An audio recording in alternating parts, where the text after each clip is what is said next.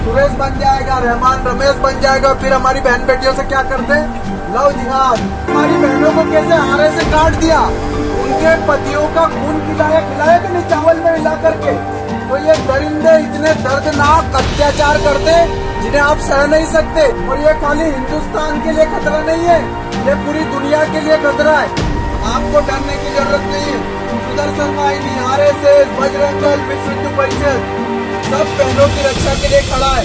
भगवान ने सिखाया कि अपनी रक्षा के लिए क्या उठा लो, गर्व से कहो हिंदुस्तान। यदि आज हम नहीं जागे तो निश्चित ये हमारी जो आने वाली पीढ़ी है ना, मध्य प्रदेश के बड़वानी जिले में भी यही स्थिति होगी। द लाइव टीवी, सच सबसे आगे। द कश्मीर फाइल्स के नाम पर किस तरह से जहालत पेश की जा रही है, कैसे मुसलमानों को टारगेट करने के लिए लोगों को उकसाया जा रहा है, ये तमाम वीडियोस अब तक आपने देखी होंगी। लेकिन आज हम खुलासा करने जा रहे हैं कि ऐसे गैंग का जो इस फिल्म के माध्यम से हिंदू मुसलमान करने पर उतारू है, जो छोटे छोटे बच्चों से लेकर महिलाओं तक को उकसा रहा है, महिलाओं को उकसा रहा है, बच्चों को उकसा रहा है इस बात को लेकर कि मुसलमानों के खिलाफ हथियार उठा लेने चाहिए, मुसलमानों का सर्वनाश कर देना चाहिए, उनका नरसंहार कर देना चाहिए, उनसे सामान खरीदना बंद कर देना चाहिए। ये तमाम चीजें द कश्मीर फाइल्स के खत्म होने के तुरंत बाद थिएटर के अंदर की गई। पूरा का पूरा गैंग पहुंचा था और छोटे छोटे बच्चों को उकसा रहा था। आज हम पूरी वीडियो आपको दिखाने जा रहे हैं कि कैसे ये गैंग जगह जगह ये मिशन पर लग चुका है कि कैसे भी करके मुसलमानों के खिलाफ माहौल बनाया जाए और बच्चों को बरगलाया जा रहा है। नमस्कार, मैं हूं प्रज्वल गौतम और आप देख रहे हैं द लाइव टीवी। आपने देखा है जब से फिल्म रिलीज हुई है द कश्मीर फाइल्स, उसको लेकर तमाम तरह के प्रोपेगेंडा चल रहे हैं, जहां पर भारतीय जनता पार्टी के नेताओं से लेकर अंधभक्त और तमाम गैंग सक्रिय हो चुकी है। पहले आपने वीडियोस देखेंगे, कुछ लोग खड़े होते हैं और मुसलमानों के खिलाफ नारेबाजी लगाते हैं, नारेबाजी करते हुए उनके नरसंहार का जिक्र करते हैं, कोई को मारने का जिक्र करता है, तमाम चीजें चल रही थी। लेकिन आज एक गैंग हम आपको दिखाने जा रहे हैं, पूरा का पूरा गैंग है जो इस फिल्म के माध्यम से मुसलमानों के खिलाफ नफरत और जहर भरने का काम कर रहा है। सबसे पहले इस वीडियो को देखिएगा और आपको फिर बताएंगे कौन है ये शख्स जो लगातार इस तरह का गैंग चला रहा है। वीडियो देखिए। लेकिन हमें क्या है, हमें लग रहा है कि हम यहाँ पर सुरक्षित है, लेकिन आप तब तक सुरक्षित है जब तक आपके ऊपर वो लोग अटैक नहीं कर रहे हैं। आप लोगों के पास कोई तैयारी नहीं है। क्या बताइए, वो हमारी बहनों को कैसे आरे से काट दिया, उनके पतियों का खून खिलाया कि नहीं चावल में मिला करके। तो ये दरिंदे इतने दर्दनाक अत्याचार करते जिन्हें आप सह नहीं सकते।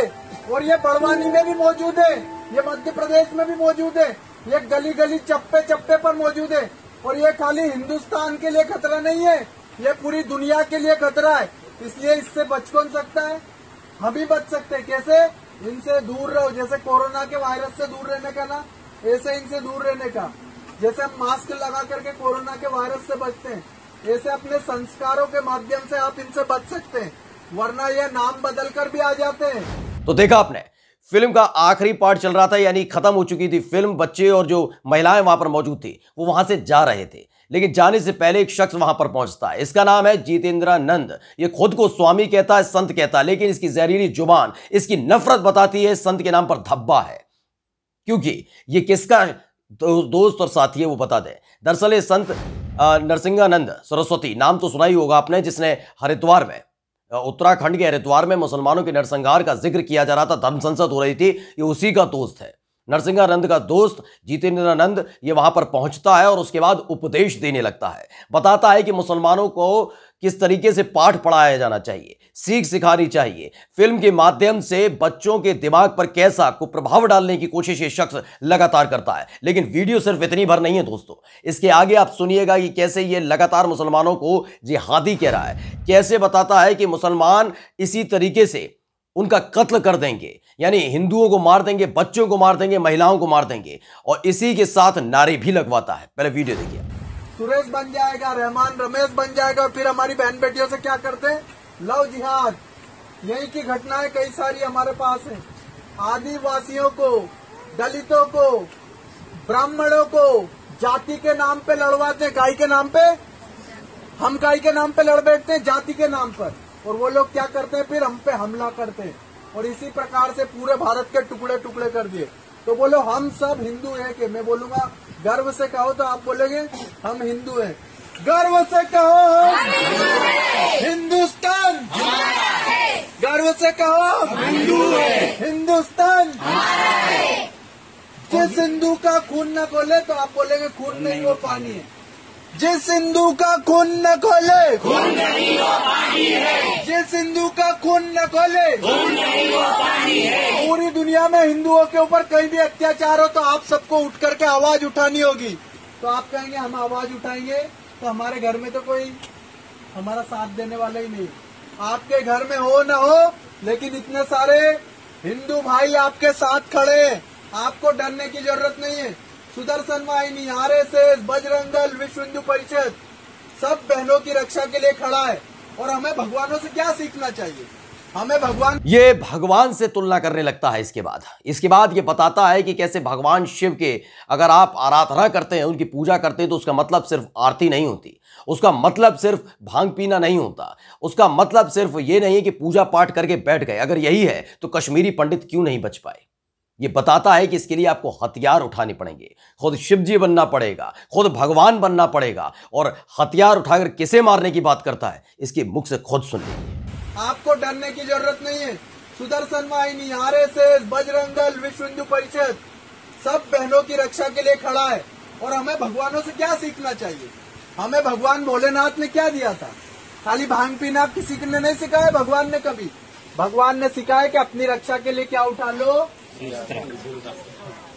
हमने क्या सीखा कि शिवरात्रि के दिन भांग खा लो और फिर गन्नाटे में दौड़ते फिरो, साबूदाने की खिचड़ी और खीर खा लो।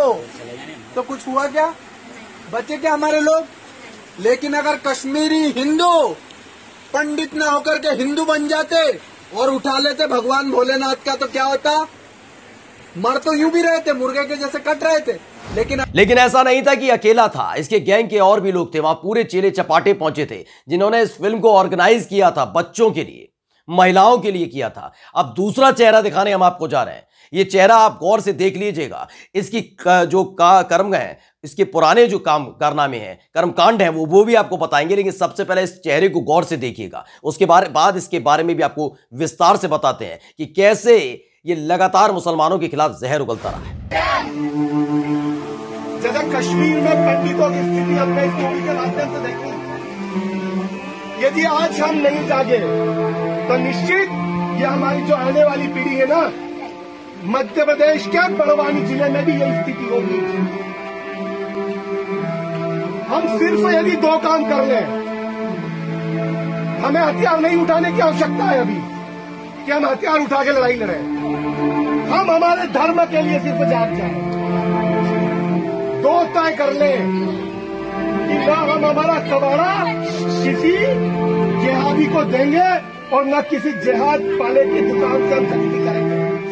सिर्फ दो चीज, आर्थिक रीढ़ की हड्डी यदि इनकी हम तोड़ देते हैं तो निश्चित तौर पर हमारा भारत जैसे कश्मीर पहले स्वर्ग था वैसा का वैसा बना रहेगा। नहीं तो आने वाली परिस्थिति में आज जैसे हम मूवी देखने आ रहे हैं ना, वैसा पूरा विश्व इस भारत की मूवी देखेगा। हमें बस इतना। दरअसल जिसे भी आपने सुना है वो है, उसका नाम है विरोध शर्मा। ये वही शख्स है जो जंतर मंतर पर पहुंचा था, जिसने मुसलमानों के खिलाफ जहर उगलाता, नफरत फैलाई थी। इस बार इसने क्या किया? इस बार इसने छोटे बच्चों और महिलाओं को टारगेट किया इस फिल्म के माध्यम से। बाकायदा इस फिल्म की स्क्रीनिंग के लिए, मतलब बच्चों को दिखाने के लिए थिएटर बुक किया कि आओ देखो।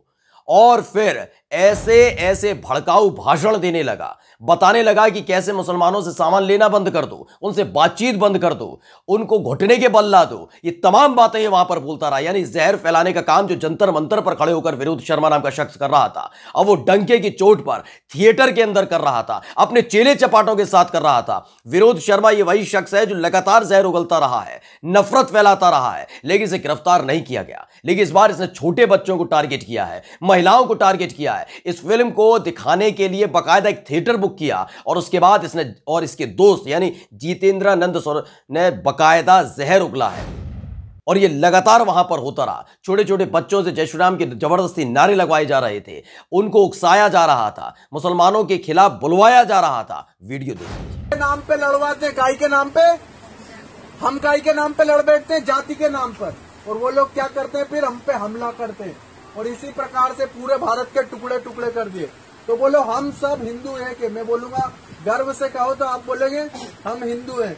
गर्व से कहो हम हिंदू हैं। हिंदुस्तान गर्व से कहो हिंदू है। हिंदुस्तान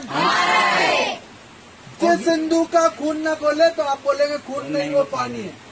जिस हिंदू का खून न खोले खून नहीं वो पानी है। जिस हिंदू का खून न खोले खून नहीं वो पानी है। तो देखा आपने, ये वीडियो बताने के लिए काफी है कि किस तरीके से द कश्मीर फाइल्स के नाम से ये लोग जो अलग अलग नफरती गैंग हैं, जो संगी हैं, जो बताता है, क्योंकि जो जितेंद्रानंद सरस्वती है वो खुद बताता है कि किस तरीके से जितेंद्र, ये संत, खैर संत तो नहीं कहना चाहिए, भड़काऊ भाषण और गंदी बातें करने वाला संत हो नहीं सकता, संत के भेष में किस तरह से नफरती गैंग का एक सदस्य बताता है कि उसके पीछे कौन कौन खड़े हैं।